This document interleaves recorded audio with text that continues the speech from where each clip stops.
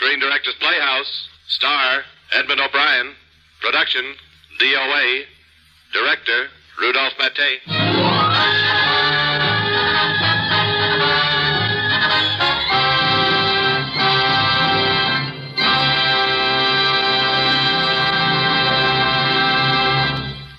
This is the Screen Directors Playhouse, one of the weekly features on NBC's All-Star Festival of Comedy, Music, Mystery, and Drama. Brought to you by the makers of Anacin for fast relief from the pain of headache, neuritis, and neuralgia. By RCA Victor, world leader in radio, first in recorded music, first in television.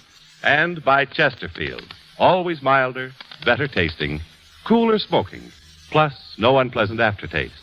And that's the biggest plus in cigarette history.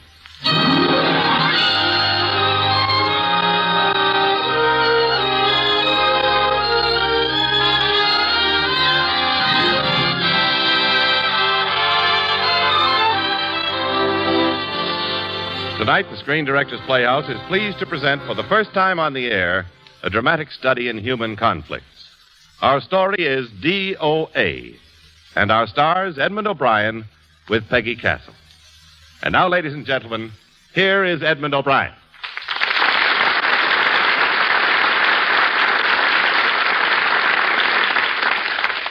Good evening, ladies and gentlemen.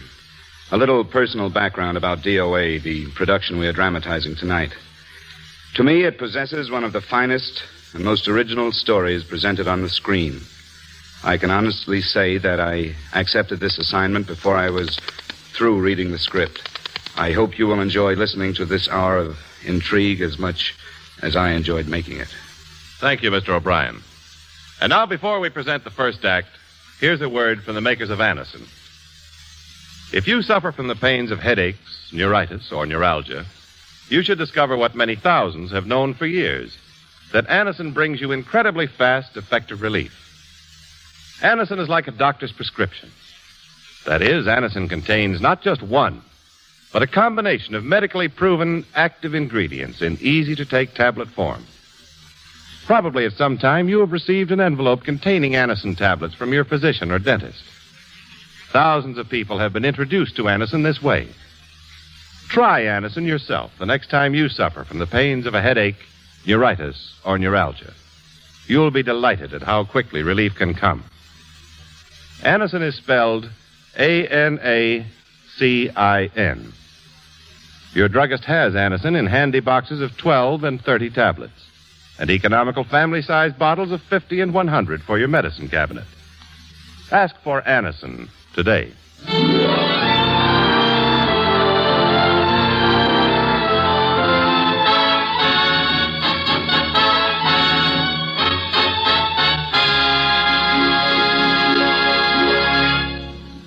Now, the first act of the Screen Directors Playhouse presentation of D.O.A., starring Edmond O'Brien in his original role of Frank Bigelow, with Peggy Castle as Paula.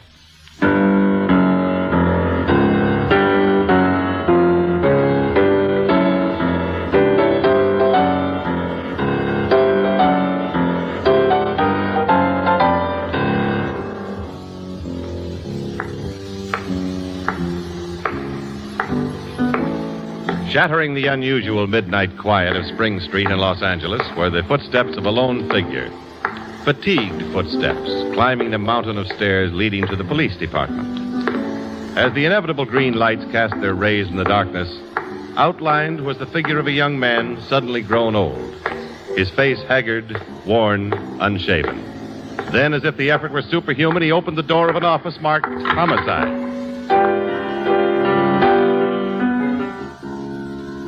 What's on your mind, Bud? I want to see the man in charge. Oh, in here.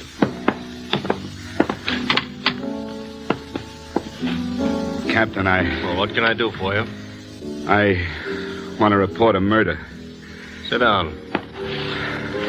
Where was this murder committed? San Francisco. Last night. Who was murdered? I was.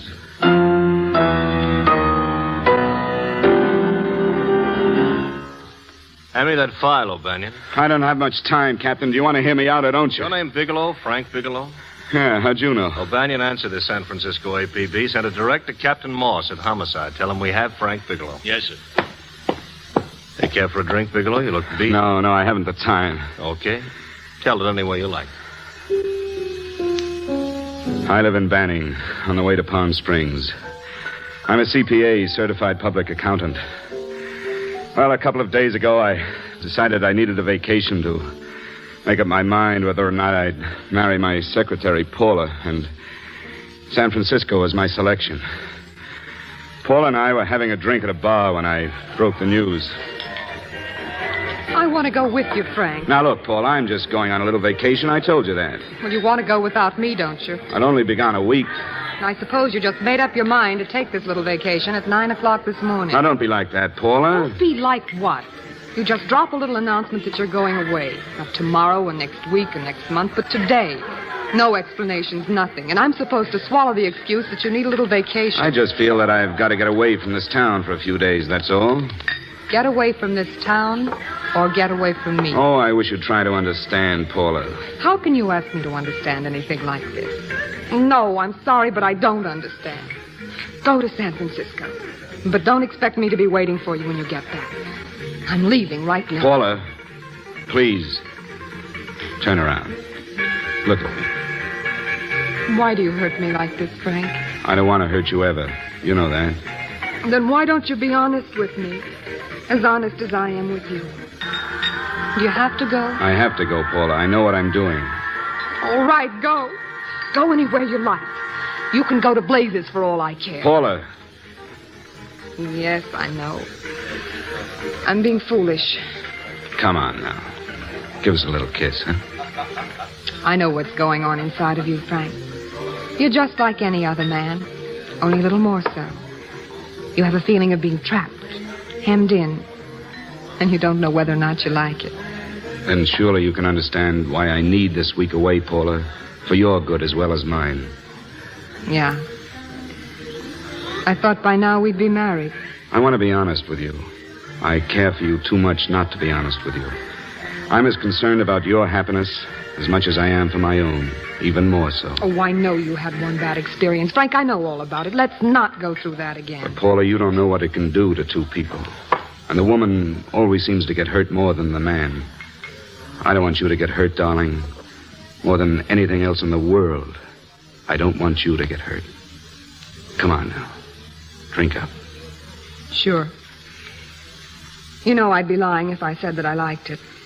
But I'm convinced deep inside of me that you must go.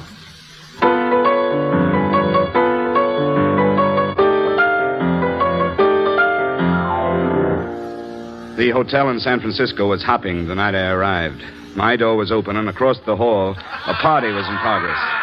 From where I sat, I caught a glimpse of a beautiful blonde babe doing the rumba and giving me the eye at the same time. Meanwhile, I was returning a rush call from Paula in Banning. Paula? Oh, hello, Frank. How was the trip? Fine, just fine. Having a miserable time, I hope. I can't tell yet. I just got in. What was that? Oh, it's market week. Place is crawling with traveling salesmen. Why the rush call? Oh, yes. Did a Mr. Phillips phone you? Eugene Phillips of Los Angeles. No. Well, he will. Phoned the office 3 times today. Said he wanted to get in touch with you immediately. To use his exact words, it's most urgent and imperative that he reach you at once. What did he want? Well, I don't know. But he sounded deep, dark, and mysterious. I'm quite agitated about something. Phillips, have we ever done any business with him? Not unless you've been keeping it a secret from me. I looked through all the accounts. Well, why did you tell him where to reach me? I'm supposed to be on a vacation. So you told me. And so I told him, dear heart, but the gentleman didn't seem to respect your temperamental moods the way I do. He was very insistent that he speak to you before it's too late, as he put it. Well, you take care of it. Tell him I have changed my plans and you don't know where I can be reached. He won't talk to me. Well, call him back. If it's as important as he says, he'll talk to you. If not, he can just wait until I get home. My, aren't we adamant this evening? All right, shall do. And, Frank. Yeah? I don't quite know how to say this. Say what? Well, what I want to say is there's nothing you can do that you ever have to feel guilty about. Sure. Thanks, Paula. I'll call you tomorrow. Oh, say, friend, I'm awful sorry to bother you. Will you mind if I use your telephone? Oh, go right ahead. Oh, thanks. Thanks so much. I'm right across the hall. One of the boys used my phone. Been on it half an hour. Really? Yeah, I just want to call downstairs. Oh, that's all right. Go ahead. Room service, please. Things sure pick up last few days, isn't it? You write up much business? No, I'm not here on business. Hello, room service.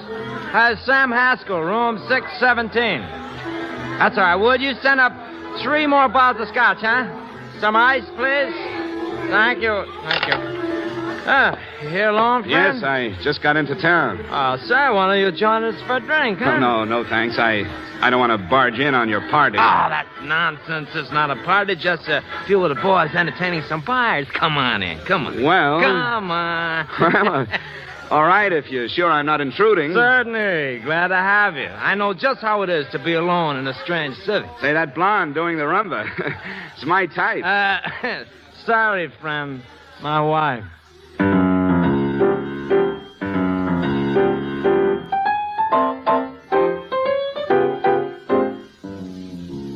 She may have been Sam's wife, but that isn't the way she behaved after a few drinks. The hotel room became a little too confining, so the party adjourned to a nightclub featuring the fisherman, Crown Prince of Jive. Why I went along, I still don't know. I don't like other men's wives, but Sue didn't believe me, and her husband Sam was stabbing me with looks, so I made for the bar. Stay with it, fisherman. Get it, fisherman. Ah, blow up a stall, man. Oh. Yeah, write it out. Don't bug me. I'm being enlightened. I got eyes. Ooh, really cool. Say, bartender, Yeah, what'll it be? scotch, short water, no ice. Coming up. Ride it, Dad.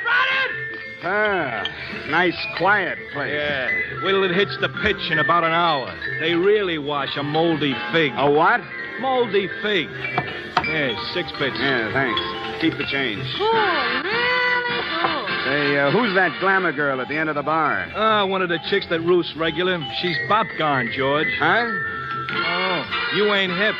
Bop-gone means she's gone for this stuff. You know, just between you and me, I don't get it. But I gotta listen to it. I got eyes. What's the matter with him?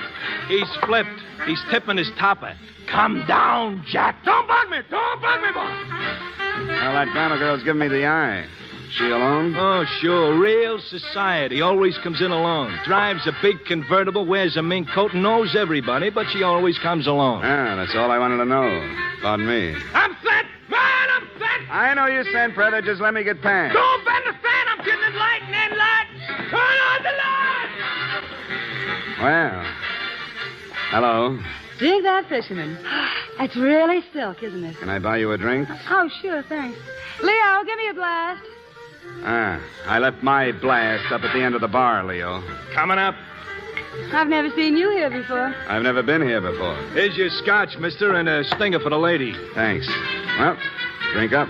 I guess a better jive and lots more drive. Say, Leo, this isn't my drink. Mine is scotch. Oh, sure it is. You saw me pour it. Oh, come on now. Bottoms up. Okay. Ah, this is crummy stuff. Give me a fresh one, Leo. Anything you say. Oh, just feel those vibrations. Man. Hey, you don't get your kicks out of this, do you? Well, I hate to admit it, but I don't. Then why do you stay here? I haven't any place else to go. Oh, I know, baby. You're lonely in a big city.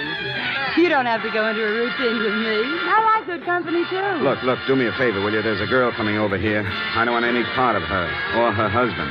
How about going some other place, huh? Let me think about it. Think fast, will you? She's almost here. Why don't you meet me later? All right, where? Well, call me at this number later. It's my next stop. I got a band there that'll really send you. Okay, let me think about it.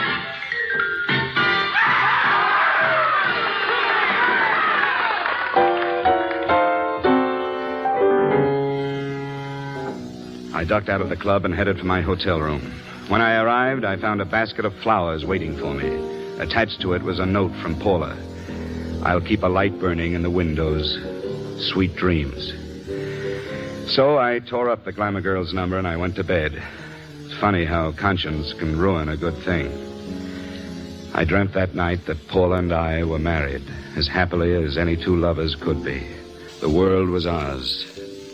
I vowed then and there that in the morning I was going back home and beg Paula to marry me. But that never happened.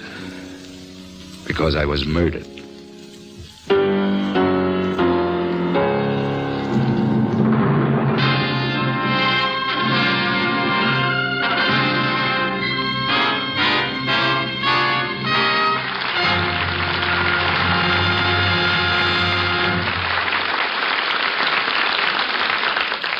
And now, here's a word from RCA Victor. Now you're assured of top performance year after year from your RCA Victor television receiver. Now you can buy the RCA Victor factory service contract for expert installation and maintenance. And it's practical, reliable. You can depend on it to keep your RCA Victor receiver in perfect shape. And here's why. You get installation with built-in antenna, expert prompt service by RCA's own technicians, replacement of any part or tube, including the picture tube, for 1 full year, unlimited service for the first 90 days, and then service at $5.95 per call for the balance of the year. So make up your mind to buy RCA Victor television and make it a point to see the superb Hillsdale, a magnificent new television console.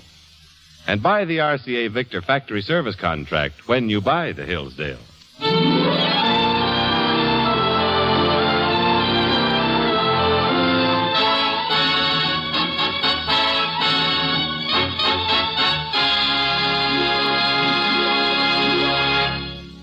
We continue with the second act of D.O.A., starring Edmond O'Brien with Peggy Castle.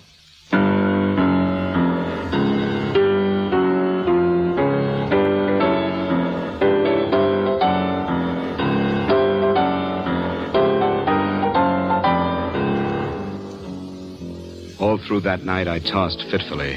I couldn't sleep. My body began to ache. Pains began shooting through my head. My stomach felt as if it were on fire. In the morning, I tried to reason with myself that I'd had too many drinks. But that wasn't true. At breakfast, I couldn't stand the sight of food. Then the pain in my stomach returned. Only this time, the muscles contracted, and I could barely move. So I went to see a doctor who examined me and took a set of x-rays. You're not married, are you, Bigelow? That's right. Do you have any family, relatives, anyone in San Francisco? No one. I don't know a soul in San Francisco. Well, where is your home? Why all the questions? What's this all about? You must steel yourself for a shock, Mr. Bigelow. Oh, what is it? What are you trying to tell me? The test reveals a luminous toxic matter in your body. What is that exactly? It's a deadly poison that attacks the vital organs. Deadly poison? I have no alternative but to tell you this. Your system has absorbed sufficient toxin to be fatal. What? What are you saying? Now, please understand, this is difficult for me, too, Mr. Bigelow. I can realize what you're undergoing. I wish there was something I could do for you. But unfortunately, I can do nothing.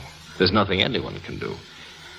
This is one of the few poisons of its type for which there is no antidote. How long do you think I have? You don't have very long, Mr. Bigelow. How long? A day, a week, 2 weeks at the outside. It's hard to say exactly. It's impossible. I don't believe it. I don't believe a word you've been telling me. You've made a mistake. It could be a mistake.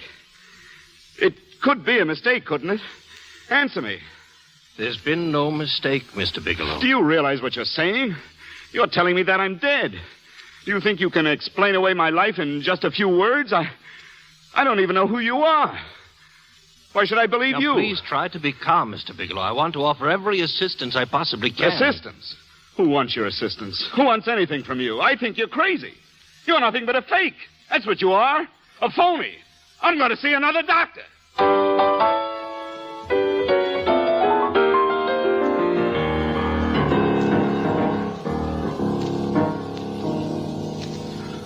Do I have luminous poisoning, Dr. McDonald?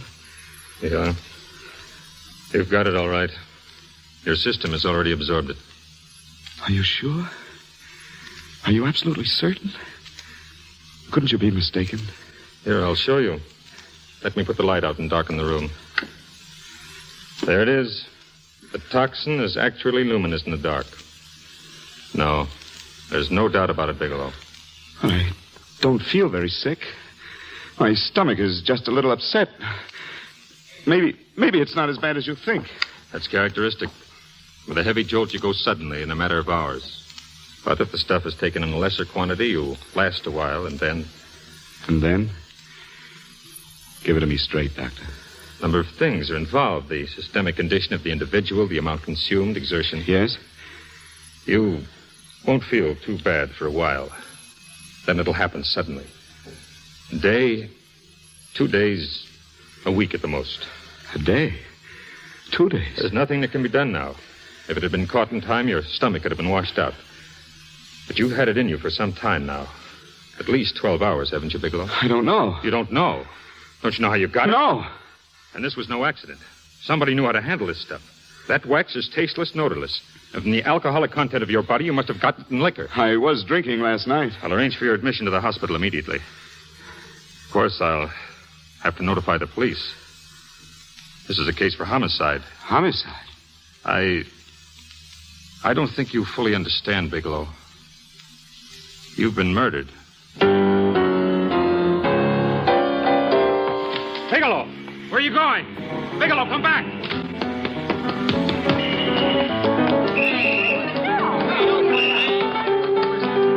I couldn't wait. In a frenzy, I ran down the hall and into the street. I ran wildly down the street, trying to outrun my fears and the terrible realization that someone hated me enough to murder me. Without direction or destination, I ran blindly through the streets until, exhausted and spent, I stopped at a newsstand to gasp. The magazine banners swam at me, mocking, ironic, implacable. Life. Life. I was surrounded by it, but not a part of it. And I knew then that I'd spend the little time left in finding the man who had murdered me. With whom had I had a drink? The glamour girl at the fisherman's? No, I'd torn up her address. No, someone had switched my drink while I was talking to her, but who? Who? Sam, the traveling salesman.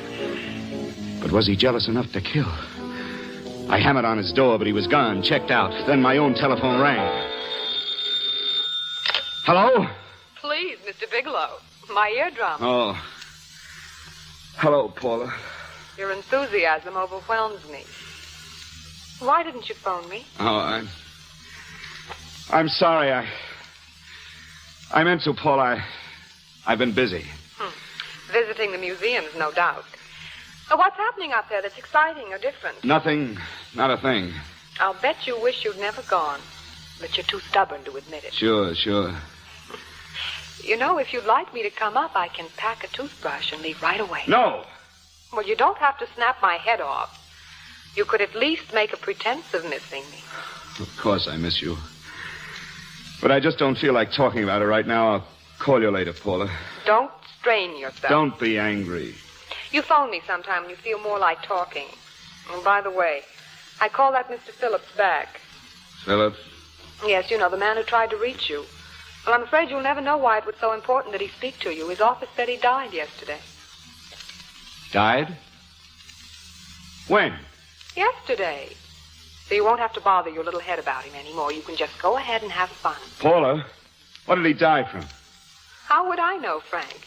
I suppose he died from whatever people usually die from. What are you getting so excited about? You said you didn't even know. Where's his office located? Well, what's the difference? You can't talk to him now. I told you the man... Paula, will you stop talking so much and give me the man's address? Oh, all right. It's the Phillips Importing and Exporting Company, Bradbury Building. That's Los Angeles? Say, this really is a switch. How come you're so interested all of a sudden? If you want to reach me, I'll be in Los Angeles. The Lancashire Hotel. Are you out of your mind? I've got to hurry, Paula.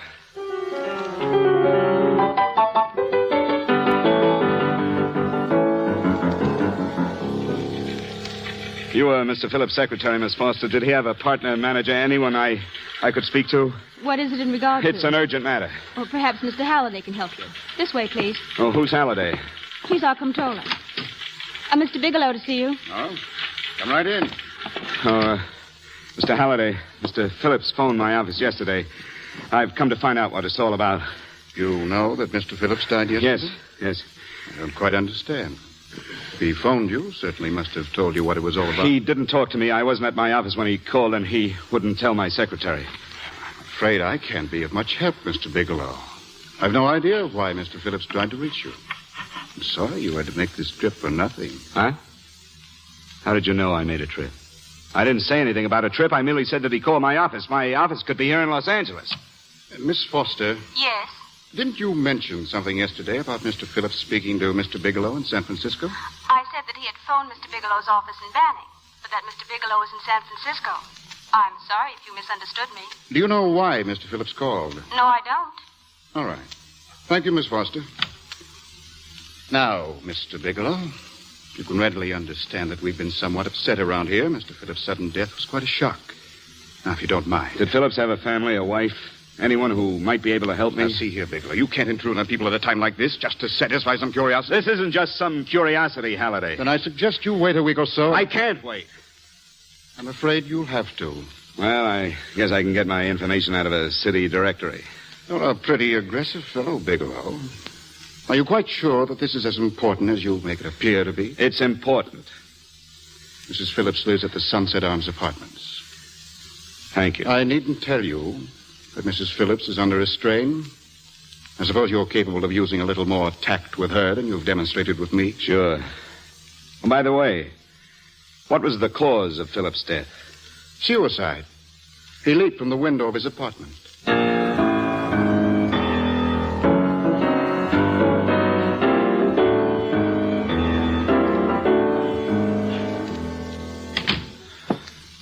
Come in, Mr. Bigelow. How'd you know my name? I'm Stanley Phillips, Eugene's brother. Halliday phoned you were coming. This is my sister-in-law, Mrs. Phillips. How do you do? How do you do? I'll try to be as brief as possible, Mrs. Phillips. I'm afraid I can't be of any help to you, Mr. Bigelow. I haven't the slightest idea why my husband wanted to speak to you. I see. Well, I guess Halliday covered about everything. Mrs. Phillips, did your husband ever mention anything to you about me? Anything at all? No. I don't recall Eugene ever having mentioned your name. Look, I know that this is none of my business, but it could be of vital importance to me. Why did your husband commit suicide? How dare you? How dare you? You're not exactly the most diplomatic person in the world, are you, Bigelow? Let me walk you to the elevator. Were you a friend of my brother's? I never met him. My brother was in a jam. Pretty bad jam. He was arrested 2 days ago. What? Yes. He sold some iridium to a dealer by the name of Majak. It's a rare metal, very costly. Anyway, the iridium turned out to be stolen. My brother faced a stiff prison term. Men have committed suicide for less. Yes, I know. That's how the police felt about it. What puzzles me, though, is this crooked deal. Knowing my brother, you'd hardly say he was the type of man who'd be mixed up in anything like that, would you? I said that I didn't know him. That's right, so you did. I forgot. Now, what's it all got to do with you, Bigelow? I don't know. Oh, Bigelow, let's come clean with each other, huh?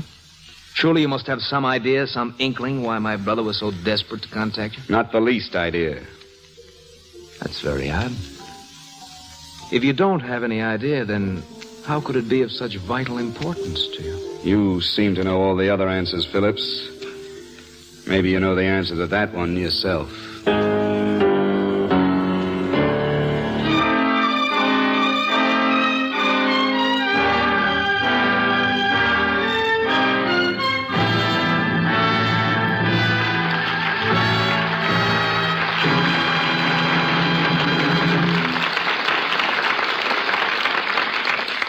Now, here's a tip for discriminating smokers. Science discovered it. You can prove it. No unpleasant aftertaste when you smoke Chesterfields, the biggest plus in cigarette history. Science discovered this fact. Of all cigarettes tested, Chesterfield, and only Chesterfield, leaves no unpleasant aftertaste. You can prove it. Smoke a pack of Chesterfields. They're always milder, better tasting, cooler smoking. And Chesterfield is the cigarette that leaves no unpleasant aftertaste. That's the biggest plus in cigarette history. Science discovered it. You can prove it. Buy Chesterfields today.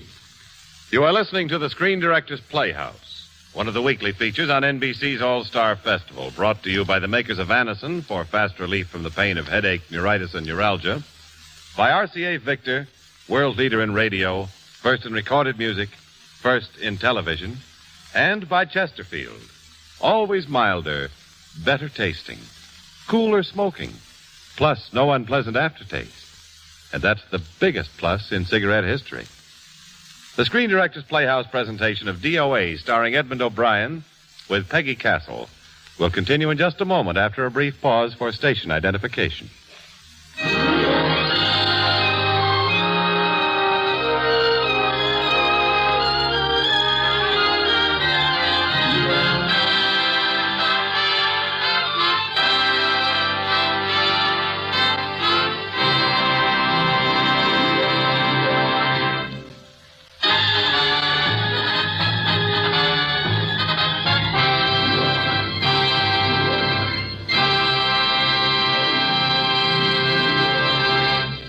This is the Screen Directors Playhouse. We continue with the third act of D.O.A., starring Edmond O'Brien in his original role of Frank Bigelow, with Peggy Castle as Paula.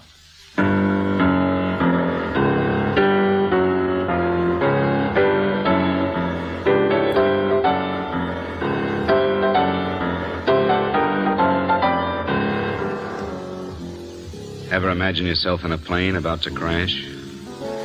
Ever feel the cold steel of a gun pressed against your brain? Ever hear a doctor tell you you're going to die? Suddenly, momentarily, a day, 2 days, a week at the most? Why did it have to happen to me? Why was I murdered? Why was I sitting here in my hotel room, waiting for the sands of time to run out? Hello? Well, Sinbad, I just about given you up for lost. Now, do you mind telling me why you rushed down to Los Angeles? I can't explain now, Paula. It's much too involved. What's going on, Frank? You don't even sound like yourself. I'm just a little tired, but I'm glad you called, Paula. I miss you. Oh, Frank, I can't tell you how good it is to hear you say that. Here I was worrying that I'd lost my charm. When are you coming home, Frank? I'll be home soon. I'll go right out and get a permanent, so I'll be pretty when you see me. Hey, guess what? I found Philip's name in your notarial ledger. Notarial ledger? Of all places. I remember now I made the entry myself. You had notarized the paper one morning before I came to work. What kind of a paper? A bill of sale for a George Reynolds. It was made out to Eugene Phillips of Los Angeles. So you see, I was right. We hadn't done any business with Phillips. Only indirectly. Paula, what was the bill of sale for? A shipment of iridium, whatever that is. Iridium? Did you say iridium? Exactly. You mentioned at the time that this fellow Reynolds had made some kind of deal in Palm Springs the night before, and then he stopped in your office early in the morning on his way north to have it notarized, and... Wait a minute. George Reynolds. That was about 6 months ago, wasn't it? Yes, that's right. Goodbye, Paula, and thanks. Hey, where are you going? To rent a car and call on a widow.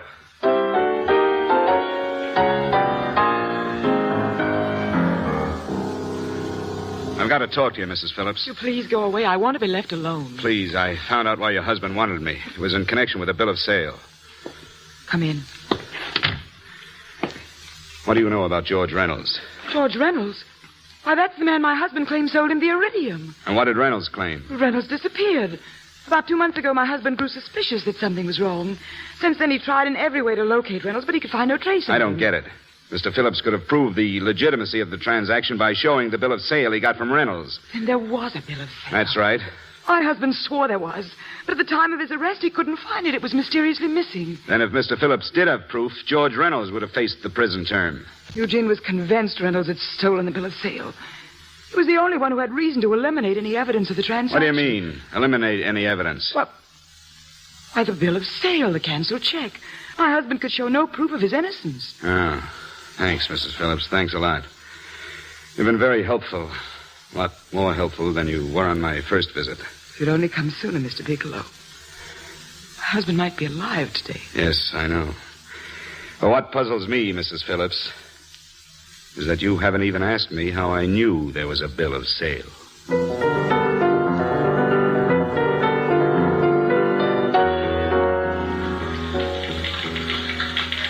Mr. Mr. Halliday isn't in, Mr. Bigelow. He should be back shortly. I think you're the one who can help me, Miss Foster. Phillips tried to reach someone else before he called me, didn't he?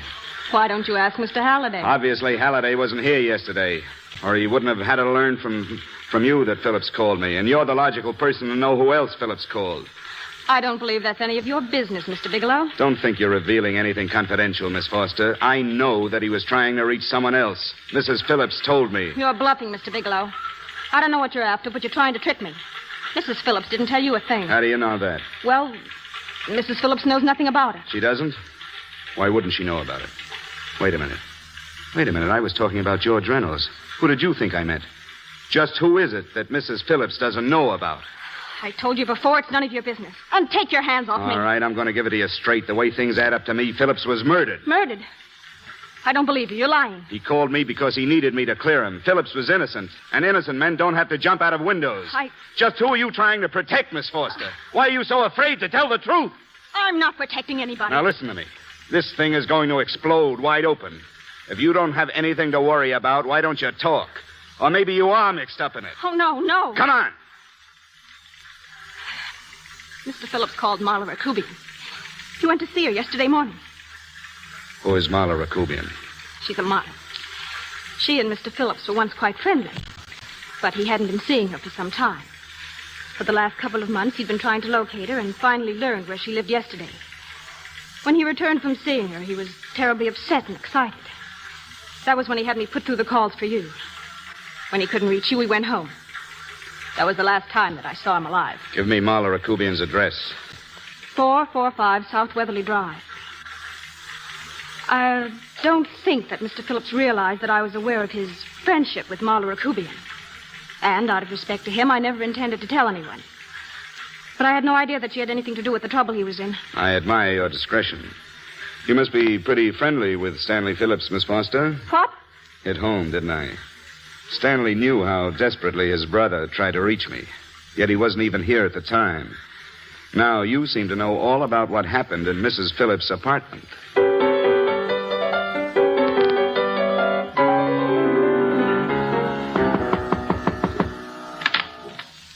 Miss Rakubian? Yes. Where are you going? Inside. What do you want? Get out of my hotel room or I'll call the police. Go ahead, call them. That's nice luggage. Taking a trip? That's right. I'm going away for the weekend. Well, look what's here on the dresser. Steamship tickets. Sailing for Buenos Aires tomorrow. Oh, quite a weekend. Give them to me. I'll send you a postcard. Now get out of here. Who are you going with, George Reynolds? I never heard of him. I suppose you've never heard of Eugene Phillips either. Just who are you? What do you want? Never mind who I am. Where's Reynolds? I told you I don't know him. Now, will you get out of here and leave me alone? What's the matter? Did you forget to pack this picture? Keep your hands off. So, you never heard of him. Don't try to tell me that the face in the picture isn't Reynolds, because that's the man who came to my office. If you think you can scare me, you're crazy. Look, honey, maybe you could get away with that when Phillips came here yesterday looking for Reynolds. But you're in a different spot now, because after he talked to you, Phillips got pushed out of a 6-story window. Pushed? Don't act wide-eyed with me. Your playmate Reynolds murdered Phillips, then went up to San Francisco to get me. Because I could have proved that he sold Phillips that iridium, and the suicide would have blown wide open for investigation. And you're mixed up in it right up to your pretty little neck. Let go of me. I don't know what you're talking about. I'm not mixed up in anything. I'll decide that. Now, let's open your trunk. I don't have a key. I'll break it open if you don't find it in a hurry. All right. I'll get it. Now throw that picture on the bed and turn around. And keep your hands up. Okay, sister. And don't get any ideas, because I'm not afraid to use this. Where do you keep your wallet? My back pocket. Lie and I'll blow your head off. Take it out. Yeah. Drop it. Okay. Frank Bigelow, Lancashire Hotel. That's what I was looking for. Here's something you're not looking for. Sorry if I stepped on your toes. That's better. Now, where's Reynolds? I don't know. Phillips came here yesterday looking for Reynolds, didn't he? Yes. All I could tell him is what I'm telling you. I haven't seen him for months. Hand me that picture. Interesting how mighty careful you are of the picture of a man you haven't seen in months. To Marla, all my love, Ray. What's the Ray stand for? It was a pet name. Do you mind? All sounds very cozy, Miss Rakubian. Reynolds steals iridium, sells it to Phillips, then disappears. Phillips is left holding the bag. Without a certain notarized paper, he can't prove his innocence. So the paper conveniently disappears. Phillips made the deal because he wanted to. Yeah. I'll bet you weren't above using what it took to convince him that he wanted it. If I were a man, I'd punch your dirty face in. You know, I think you would at that. The angrier you get, the more beautiful you get. I'll just take this picture with me. Oh, almost forgot. Here's your ticket, Miss Rakubian. And don't be surprised if I'm at the boat to see you off.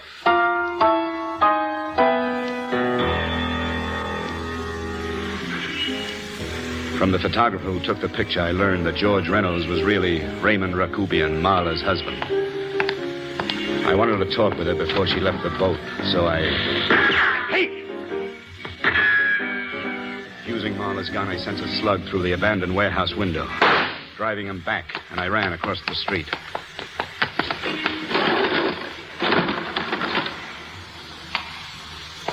The warehouse was quiet as the death that lurked there.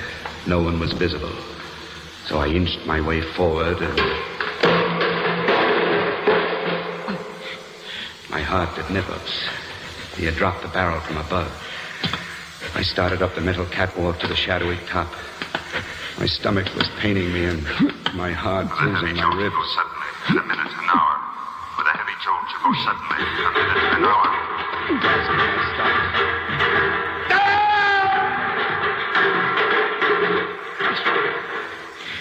As I lay on the floor, writhing in pain, I knew that this was it.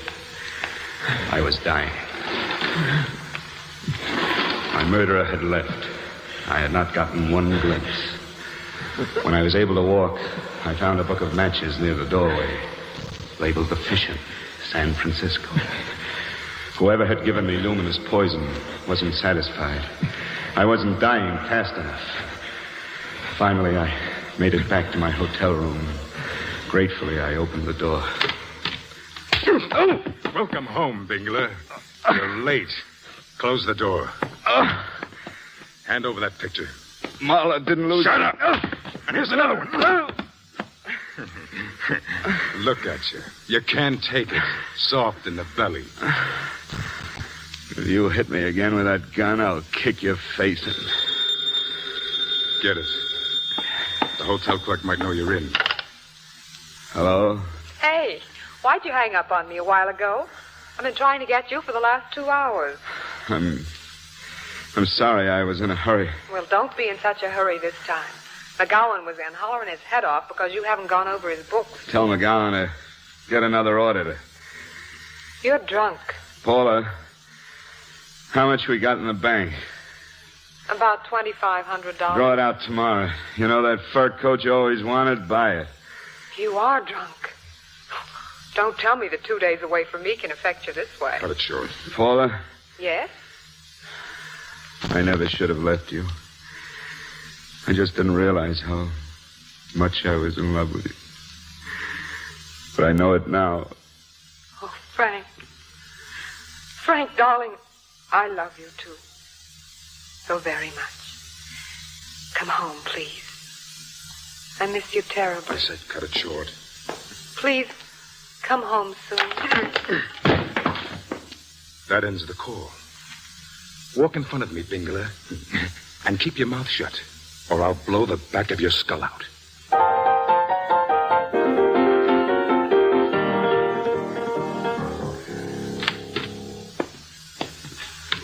Did you get the picture, Chester? Don't I always get what Mr. Majak sends me after, Marla? Majak? That's right. I'm the dealer who bought the iridium from Phillips. Now I get it. You stole the iridium, you sold it to Phillips, then you bought it from him. His bill of sale disappears, you now legally own the iridium, and he goes up the river. Where do you fit into this, Bigelow? I'm looking for Raymond Rakubian. Oh, you can't expect me to believe that. You forced your way into my business, and I must know why. My only reason is Rakubian. He's murdered me. Stop being cute. Oh!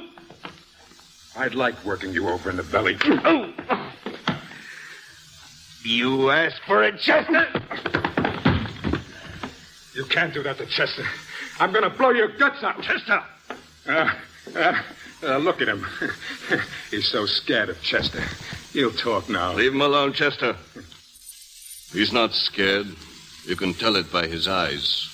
Keep him away from me, Majak. If he comes near me again, he'll have to use that gun. Get out, Chester. Why don't you let Chester work on him, Majak? Get out, both of you. Come here, Bigelow. I want to show you something. Read it.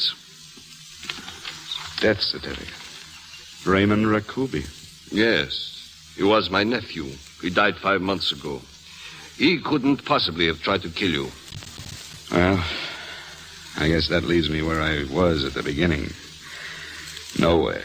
Was there really an attempt made on your life, Bigelow? This afternoon, somebody tried to get me again. Until now, I had no reason to kill you. Did Phillips demand a notarized bill of sale? Naturally.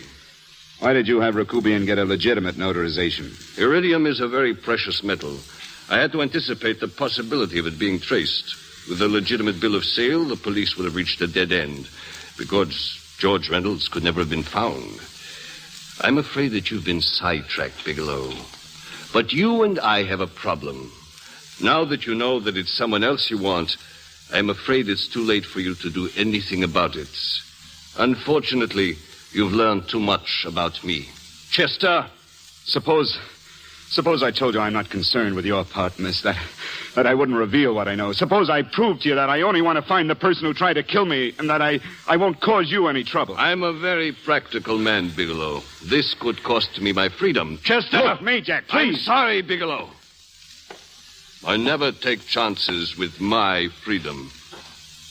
Chester, take him for a ride.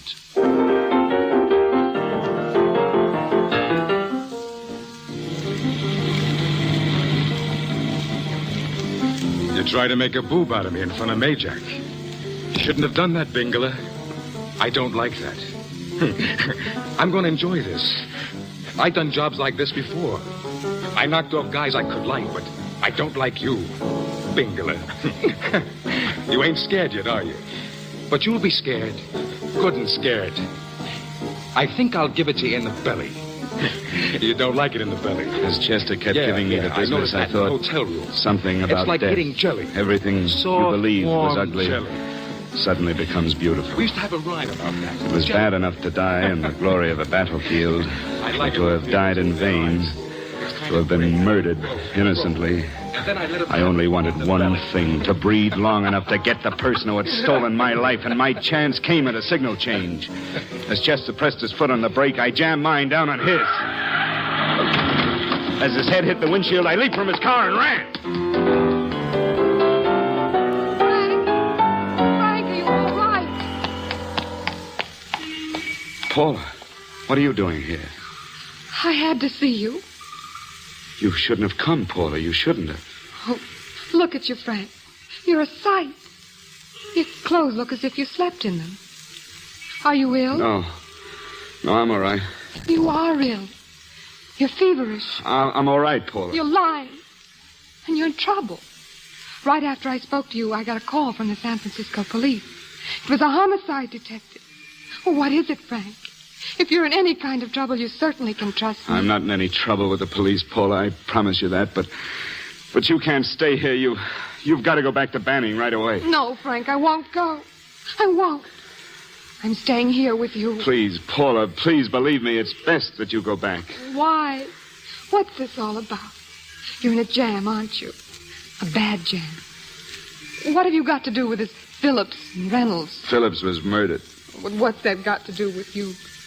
All you did was notarize a paper. You've notarized hundreds of papers. That's right. All I did was notarize one little paper. One little paper out of 100. Oh, you frighten me, Frank. You don't even act like yourself. I know you're keeping something from me, that something is terribly wrong, that you're in serious trouble. Don't be frightened, Paula.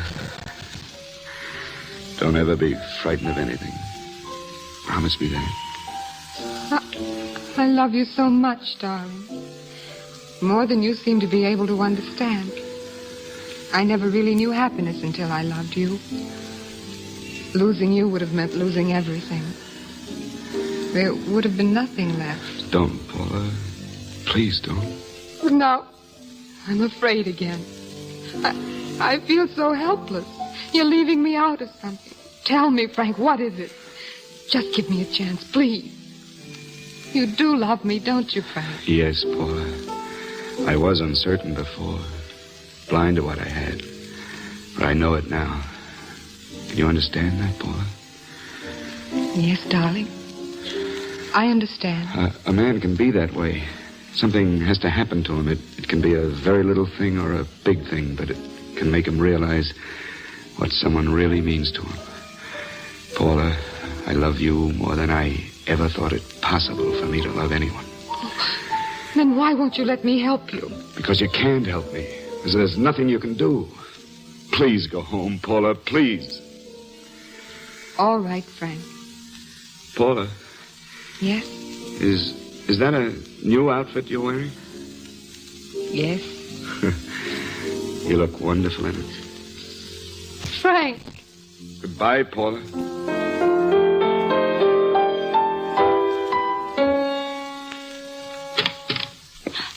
Mr. Bigelow, how did you know where I lived? You're listed in the phone book, Miss Foster. Did you see Marla Rakubian? Did you learn anything? Stop playing naive. It won't work anymore. I fell for it once, went off on a wild goose chase. What do you mean? I only told you what you wanted to know. Sure, just enough to sidetrack me so I wouldn't find out that Stanley was the one I wanted. You acted so shocked when I told you that Phillips was murdered. Stanley? Oh, no. Why don't you stop it, Miss Foster? You and Stanley have been together in this thing from the beginning. Now get on that phone. Tell him to get over here in a hurry. What are you going to do? What was Stanley going to do when he used me as a clay pigeon today near the factory? You've been sidetracked, all right, Bigelow. Oh, Stanley. But it was a poor, bereaved little widow who did it. What's wrong with you? My stomach. Why did you try to give it to me? Here, look at this letter. Miss Foster found it this afternoon. It was in my brother's desk in the office. It's postmarked 2 years ago. It isn't the kind of a letter a married woman gets from a casual friend. And I know my brother wasn't aware that his wife and Holiday were so well acquainted when he hired him. Where did he have dinner? At Mrs. Phillips' apartment. Halliday was there, too. Stanley confronted them with the contents of this letter. Did he have anything to drink? Yes. Why? How long ago? About half an hour ago. Just before I left. Miss Foster, call the emergency hospital. Get an ambulance over here right away. Ambulance? Have them prepare a stomach wash. Tell them it's luminous poison. If you hurry, you may still save his life.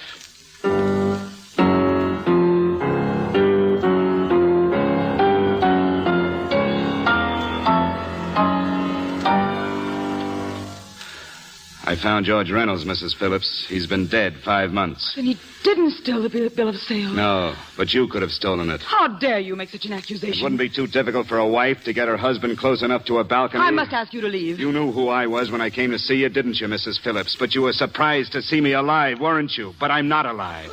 Yes, I can breathe, I can move, I can stand here and talk to you right now. But at any moment it can end. Do you understand, Mrs. Phillips? I look like I'm alive, but I did take the poison. Nothing can save me. What do you want with me? If I kill you, what do I have to fear now? No! What could anyone do to me that hasn't been done already? No, listen to me. You've got to give me a chance. I didn't get a chance. It was Halliday, I swear it. Yes, I took the bill of sale. Halliday planned it so that Eugene would go to jail. I didn't know until today he killed Eugene. Halliday couldn't have gotten away with it. Your husband knew about the two of you. He found a letter. He found it only yesterday. He accused Halliday. They fought. Halliday pushed him over the balcony. Then why me? Why me? He learned about the phone calls after he killed Eugene. He thought Eugene had spoken to you, that you knew enough to involve him. He was shocked to see you still alive, and he followed you and tried to shoot you. He knew he had to finish you before you got him. Where's Halliday now? He's at the office. He's flying out of the country tonight. I don't know where he's going yet. He wants me to join him. Come on with me. No. What are you going to do to me? You're going into this closet. You're not going to want him this time. I ought to kill you, but I'll leave you for the police instead.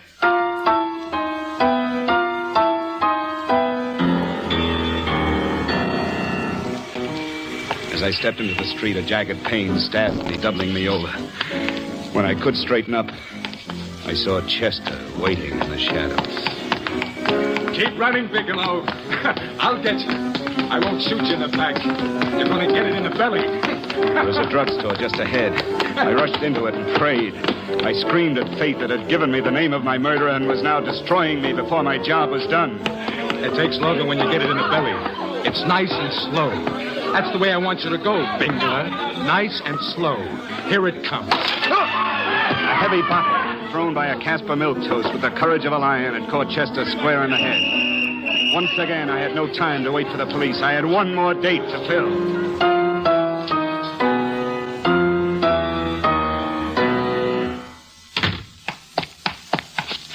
Huh? What are you doing here? Where did you think you were going, Halliday? Get out before I throw you out. You really frighten me, Halliday. You're awfully nervous. Let me light your cigarette. Get out! I said I was going to light your cigarette with these matches. Matter of fact, they're yours. I picked them up in an abandoned factory. Look at the cover. The Fisherman. Crown Prince of Jive, San Francisco. In a joint like that, who would notice a customer at the bar slipping a little luminous poison into another man's drink? And who there would care, except the murdered man? I'll finish the job now, Bigelow. You're tricky, Halliday, plenty tricky. Now stop sneaking your hand towards that gun in your pocket. Reach in and grab it like a man, because if you don't, I'll shoot you first.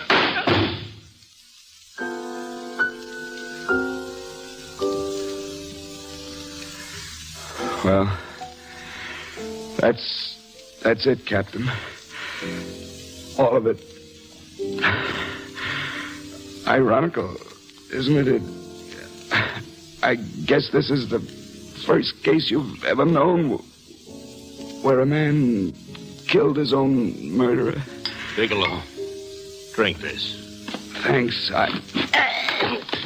Bigelow! He's dead, Captain. Poor devil.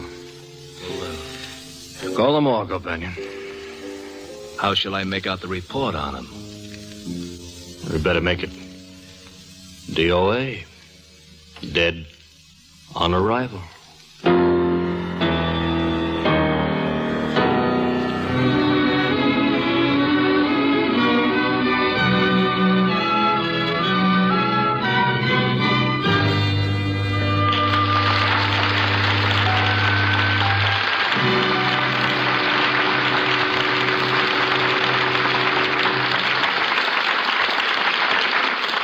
Thank you, Edmund O'Brien and Peggy Castle, for a most exciting performance. Our stars will return in just a moment. Next week, the Screen Directors Playhouse will bring you a classic in comedy. For the first time on the air, we present Lady Takes a Chance. Our stars, Joan Caulfield and John Lund. And our guest screen director next week is William Seiter. Now, here again are tonight's stars, Edmund O'Brien and Peggy Castle.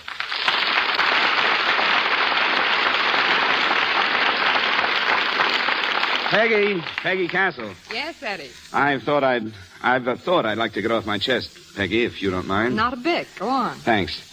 I've always felt that a director was the key in the making of a good motion picture. Oh, how right you are. Well, I'm glad you agree, because it's my opinion that Rudy Mattei, as the director of D.O.A., unlocked the pages of the script with complete understanding and brilliance. His artistry of lighting and extraordinary camera angles and his sureness and understanding of movement.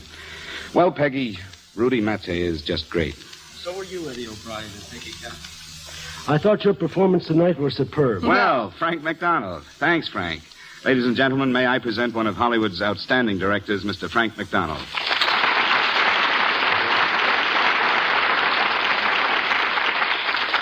Thank you.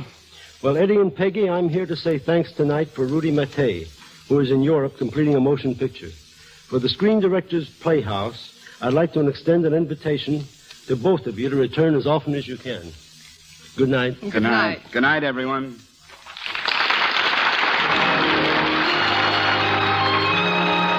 D.O.A. was presented through the courtesy of Cardinal Productions, and Edmund O'Brien may soon be seen starring in the Paramount production Warfare. Peggy Castle will soon be seen in The Prince Who Was a Thief, a Universal International Technicolor production, co-starring Tony Curtis and Piper Laurie. Piano improvisations on tonight's program were by John Rary. Screen Directors Playhouse is produced under the supervision of Howard Wiley and directed by Bill Karn. This is Jimmy Wallington speaking and inviting you to listen again next Thursday when Screen Directors Playhouse presents for the first time on the air Lady Takes a Chance, starring Joan Caulfield and John Lund, with screen director William Seiter. Tomorrow, you too can live the life of Riley on NBC.